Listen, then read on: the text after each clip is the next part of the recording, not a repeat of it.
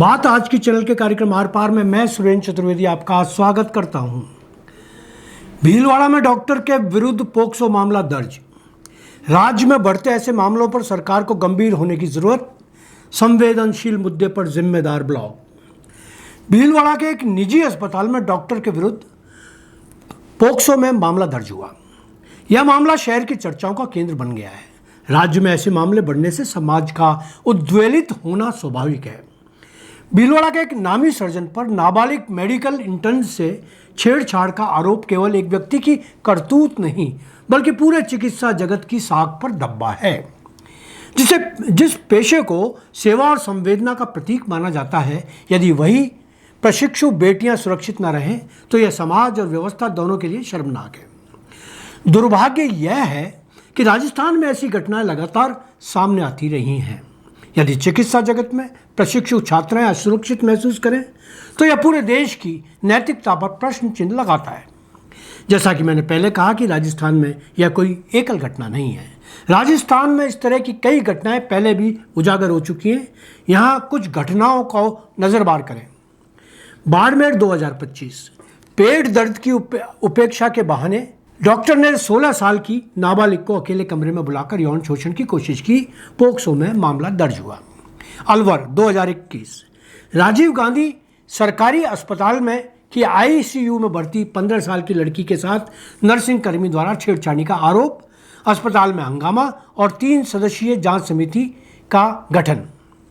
चूरू 2024, दलित प्रशिक्षु नर्स के साथ इमरजेंसी वार्ड इंचार्ज द्वारा छेड़छाड़ और धमकी देने का मामला, आरोपी गिरफ्तार। दोस्तों, ये घटनाएं सिर्फ व्यक्तिगत अपराध नहीं बल्कि चिकित्सा संस्थानों में संरचनात्मक विफलता और अनुशासनहीनता की ओर संकेत करती हैं।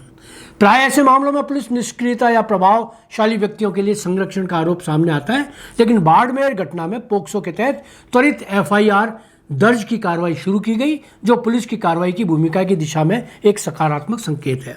ऐसे गंभीर आरोपों के बावजूद कई बार शिकायत को दबाने या समझौते कराने की प्रवृत्ति देखी जाती है। उदाहरण के लिए अलवर में घटना के बाद पुलिस और अस्पताल के बीच समझौते पर विचार हुआ, लेकिन समझौता रिपोर्ट नहीं आई। यहाँ कहना चाहूँगा कि ऐसे मामले में मेडिकल संस्थानों को चाहिए कि वे आंतरिक शिकायत निवारण तंत्र और स्वतंत्र जांच समितियाँ बनाएं। प्रशिक्षु सुरक्षा और संवेदनशीलता प्रशिक्षण को अनिवार्य करें। छात्रों को न्याय तक पहुंचने में मार्गदर्शन दें। यह सिर्फ एक डॉक्टर का मामला नहीं बल्कि वैश्विक रूप से स्वास्थ्य प्रतिष्ठान में सुरक्षा, साख और भरोसे से जुड़ा एक प्रश्न है। पोक्सो एक्ट मामले में कोई समझौता या दबाव बर्दाश्त नहीं किया जाना चाहिए। यहाँ आपको विशाखा मामले की भी याद दिलाना चाहूँगा। वर्ष 1997 की सुप्रीम कोर्ट की यह गाइडलाइंस महिलाओं पर कार्यस्थल में यौन अत्याचार के खिलाफ एक मजबूत कानूनी आधार है। इसका उत्तराधिकारी 2013 का sexual harassment of women at work place act अस्पतालों और प्रशिक्षण संस्थाओं को भी सम्मिलित करता है। अब समय है कि पुलिस और चिकित्सा परिषद पारदर्शी, निष्पक्ष और तेज जांच सुनिश्चित करें। यदि आरोप सही पाए जाएं तो कठोरतम दंड और पेशे से निष्कासन लागू हो। चिकित्सा संस्थानों में प्रशिक्षुओं की रक्षा के लिए संरचनात्मक सुधार किए जाएं। समाज में पीड़िता पर दोषारोपण की प्रवृत्ति को बदला जाए। अपराधी तक ही कार्रवाई सीमित हो। यह मामला न केवल बेटियों की सुरक्षा की लड़ाई है बल्कि हमारी न्याय व्यवस्था और पुलिस प्रशासन और सामाजिक संवेदनशीलता की परीक्षा भी है। यदि यहाँ भी न्याय और सुरक्षा नहीं मिली तो यह संदेश जाएगा कि अस्पताल जैसी सुरक्षित माने जाने वाली जगह भी बेटियों के लिए असुरक्षित है। आज इतना ही। धन्यवाद।